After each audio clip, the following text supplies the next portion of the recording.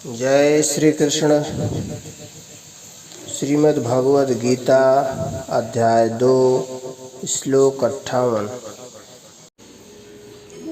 यदा संहर्ते चायं कूर्मोऽङ्गानीव सर्वशः इंद्रियाणीन्द्रियार्थेभ्यस्तस्य प्रज्ञा प्रतिष्ठिता।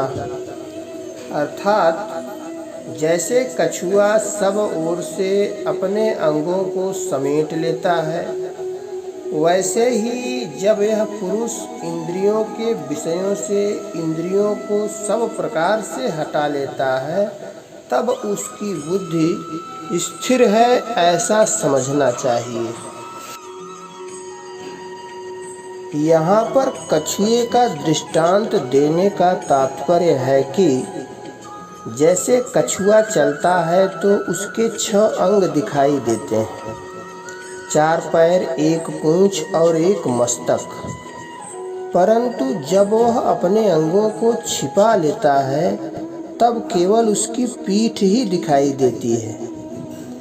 ऐसे ही स्थित प्रज्ञ 5 इंद्रियां और 1 मन, इन 6 को अपने अपने विषय से हटा लेता है।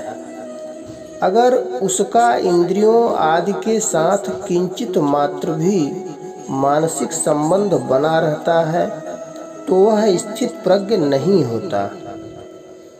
तात्पर्य है कि इंद्रियों के अपने अपने विषयों से सर्वथा हट जाने से स्वतः सिद्ध तत्व का जो अनुभव होता है वह काल के अधीन, काल की सीमा में नहीं है, कारण कि वह अनुभव किसी क्रिया अथवा त्याग का फल नहीं है।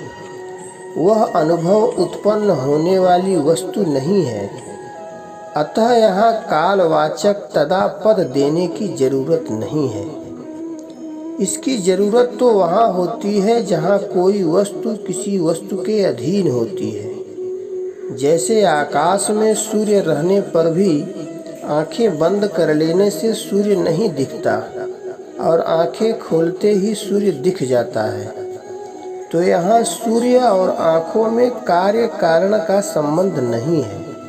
अर्थात आँखें खुलने से सूर्य पैदा नहीं हुआ है, सूर्य तो पहले से ज्यों का त्यों ही है।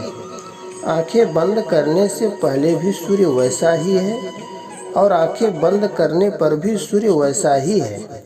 केवल आँखें बंद करने से हमें उसका अनुभव नहीं हुआ था। ऐसे ही यहाँ इंद्रियों को विषयों से हटाने से स्वतः सिद्ध परमात्म तत्व का जो अनुभव हुआ है वह अनुभव मन सहित इंद्रियों का विषय नहीं है। तात्पर्य है कि वह स्वतः सिद्ध तत्व भोगों के साथ संबंध रखते हुए और भोगों को भोगते हुए भी वैसा ही है, परंतु भोगों के साथ संबंध रूप पर्दा रहने से उसका अनुभव नहीं होता और यह पर्दा हटते ही उसका अनुभव हो जाता है।